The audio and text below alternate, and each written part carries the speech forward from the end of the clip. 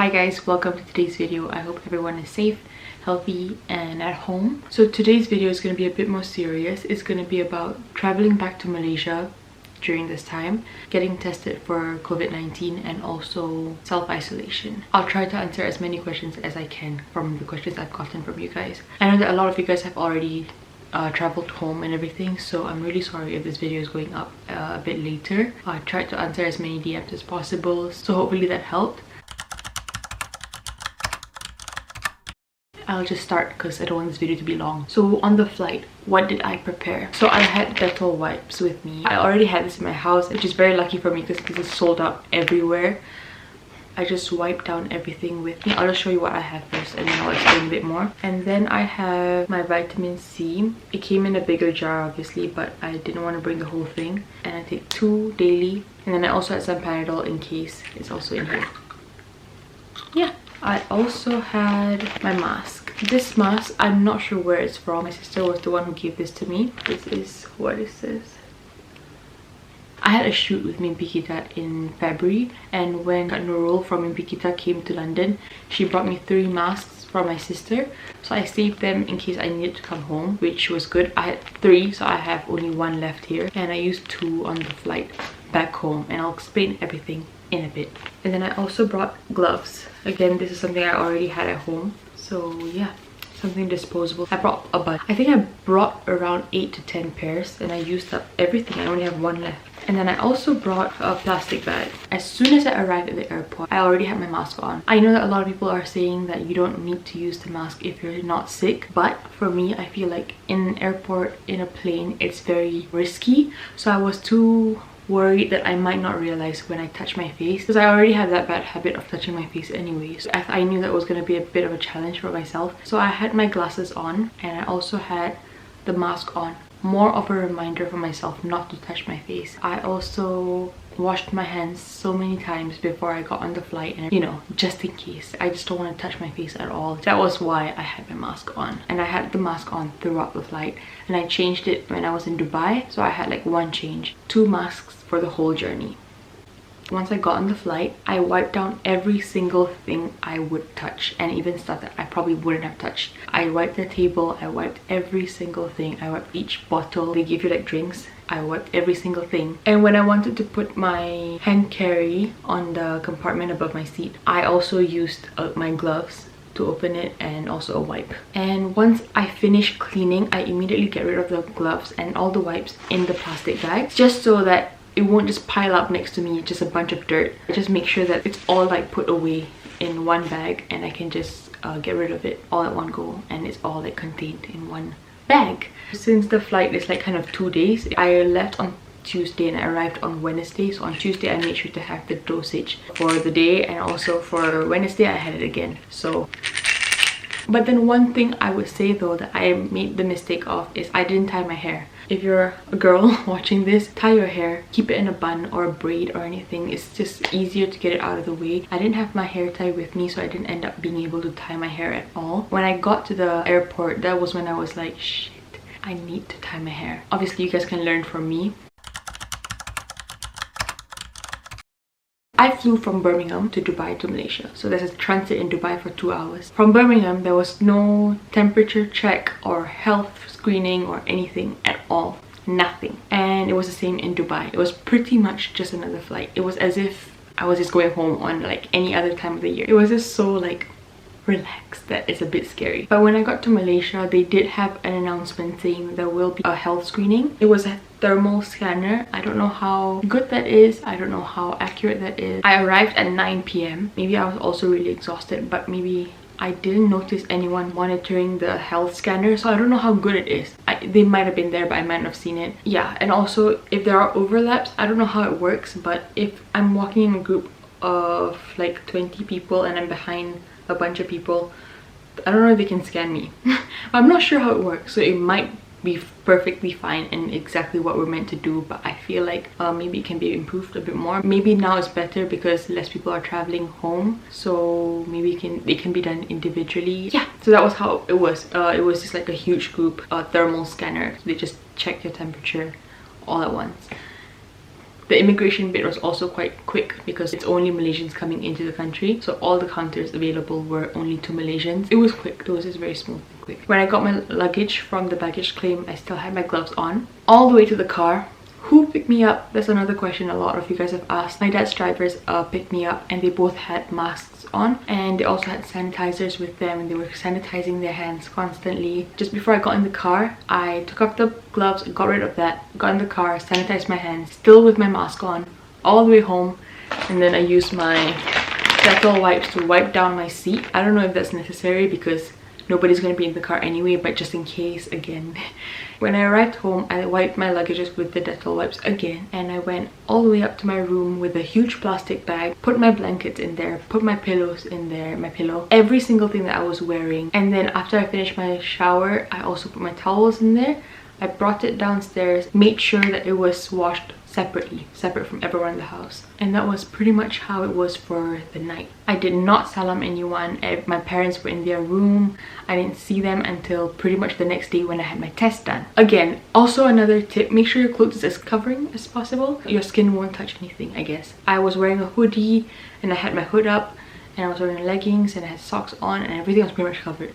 Pretty much everything was all sealed. So as I was saying, next day I got tested. How did I get tested? The doctor came to my house. My mom prepared everything for me. I also got some help from my relative, so that was really nice. Thank you so much, Faiz, if you were watching. But then there are so many hotlines and so many numbers now that you can call, so I'll put everything up here. There are a few options. You can go to the hospital. KPJ does this, so you can go to the hospital. You can go to KPJ and actually get tested. I know Aisha did this, Cupcake Aisha. She went to KPJ Damansara, and that's how she got tested. If you don't want to go to the hospital, there's two other options that I know of. One is you can go to a drive-through. You have to book it through WhatsApp, and you can do it at Thompson Hospital. Also, you can call this number if you want to have it done at home. The prices may vary. For what I did, I paid 700 for my test, and the test I did is a swab test. So they had like a long thin thing, and they had it all the way in my nose and also all the way down my throat. Two swabs basically. So many of you guys asked if it's painful, and for me personally, it wasn't painful. It was just very uncomfortable for like a split second. As soon as the thing came out, you just feel like you want to sneeze a bit, and you're like, fine, all good again, all fine. Okay, it's not painful, don't worry. If you need to get tested, please get tested and not worry about the pain. How long till the results? Around 1 to 3 days. This is what I was told by the doctor. I got mine a day later than expected. I got mine after 3 days. I was supposed to get it after 2 days. There's so many tests being done now, which is really good for Malaysia. Malaysia's really good with getting tests done, unlike the UK. So you have to be really proud of our country. It's quite quick. I did it almost immediately after I arrived, so it was negative. Alhamdulillah. Thank you so much to anyone who like prayed for me, sent me really nice messages and everything. So it means a lot. However, some people have said that if you do the test too quickly, then you can get a false negative. I don't know if that's true. Some people have said that as long as it says negative, it's negative, especially if you do the swab test. Because there are two types of tests. One is called the rapid test and one is called the swab test. And KKM recently just posted something about how the rapid test cannot be used to confirm whether a person has the COVID-19 or not. I know the swab test is definitely what is allowed.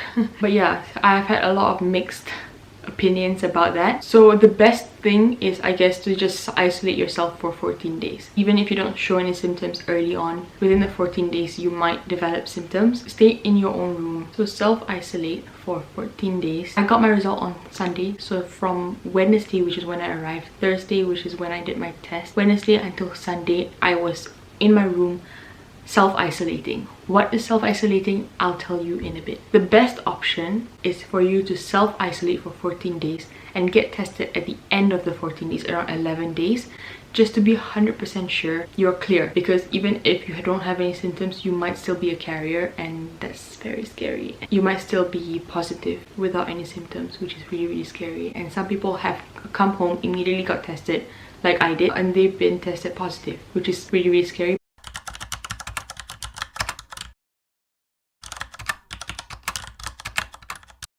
What is self-isolating? It's literally just staying in your own room. No contact with anyone else in the house. How do you shower? If you have your own bathroom, then that's great.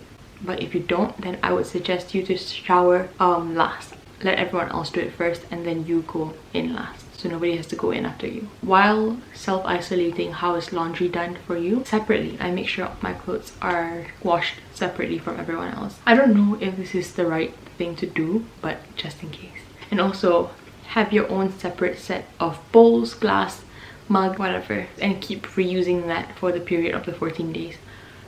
Don't mix it with the rest of your family if you can. And also food can be sent to your room. I know this is a privilege, not everyone has their own room to isolate in. It's just the safest thing to do, and this is what we've been advised to do. And yeah, if you can do it, please do it. It's the best thing for your family. Okay, that's pretty much it. If you guys have any questions about like self-isolation, please let me know. I'm not sure if I've been completely clear about everything, but I really hope that I have been. I hope this is helpful. I also have a few other things to talk about, such as some people have also asked me, how about university? How about classes? My classes had 2 more weeks before it was meant to end. It's meant to end like next week. This week it's supposed to end today, but we basically had no classes for 2 weeks. They cancelled classes. They made sure everything was online for 2 weeks. And also we have just been told that exams have been cancelled because everyone is in different situation in the world right now. Everyone's from everywhere in the world, and someone might be a COVID-19 patient themselves. Someone might be facing a loss of their family, and also maybe their country's not handling it well. It's just a mess. I think they just don't want to put the extra pressure on us, so exams have been cancelled. I'm not missing any classes. I'm not on semester break or anything. It's just the university advised us to go home where we feel safest. I feel like they also realize that the UK won't be able to help. I don't feel like the UK government will be able to help international students as much. They will want to prioritize local students, so in case of anything, it's best that I'm home. A lot of people also ask, why did I come home? Why did I choose to come home? Especially when it's so risky to be traveling home now. I might bring back the virus.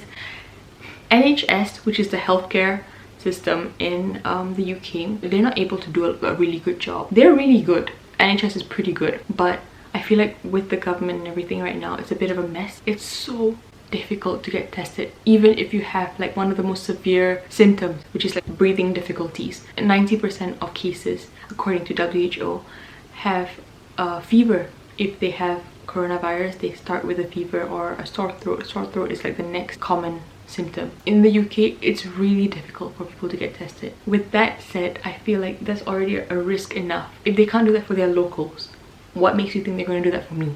What makes you think they're going to take care of me? And only a few days ago they started their lockdown. They're not quick. Malaysia is so quick. Malaysia is really efficient and really good, especially with getting people to stay home. 95% of our population is actually really disciplined and really good, and we actually listen to our PM. Even people who live 20 minutes away from their parents want to be with their parents and want to be with the rest of their family now, like in Malaysia. What more, me living across the world from my family. If anything happens to them, I don't know how I can deal with it alone there. Maybe that's a bit selfish to a lot of you guys, but I feel like most people, whether or not you're a student like me studying abroad, you will be able to empathize. There's a reason why our government allows Malaysians to come home, even though our borders are no longer open to foreigners for now, because it's the right thing to do for Malaysians. Malaysians need to be taken care here. I think it's the best. I'm just gonna read this here because I have my laptop here, so I'm just gonna like make sure I don't miss anything. So as long as you do your part, I feel like you have no bad reason to come home. If you can get tested, then please get tested. If you cannot, then do the self-isolation for 14 days. Be disciplined and strict about this. It's not fun for anyone. This is not a holiday. I didn't have fun coming home here. It was scary, it was intense, it's a lot. Yeah, it's not a fun trip to come home. This was unexpected for everyone, and the last thing I want to do is cause my parents to be sick. So obviously I want to be home and I want to be disciplined and be careful, because I don't want anyone else in my family to be sick because of me especially. And also, last thing is, please do not come home if you're already sick. If you have any of the symptoms, don't come home. Please. This is irresponsible and nila baru selfish. I'm so sorry. I know it's going to be really difficult because obviously you want to be home. This is very difficult and very risky. It's going to spread to more people on the flight. No matter how careful you are, please, this is just something you have to take for the team basically. As long as you know you're not traveling with any prior sickness, any fevers, sore throats, anything at all like that, I think it's more than okay as long as you're disciplined and you do your part. And that's it for now. I guess stay home. Our country has the means to control this, and we need to make sure that they do control it and get rid of it completely by staying home and doing our part. A small part, you might feel like it's a small part, but together it's huge. Every single small act makes a huge difference. I hope you guys are all safe and healthy, and I hope you guys are finding ways to have fun at home. I know it's a very difficult time, and I'm really sorry if any one of you know anyone at all who has this virus. I have a friend and also a niece who has been tested positive, and it's really difficult, and I just want to know how they are constantly. It's a lot to take in, and I hope that everyone is aware of how severe the situation is, but it can be controlled as long as we all cooperate and do as our PM says, stay at home. Bye, take care.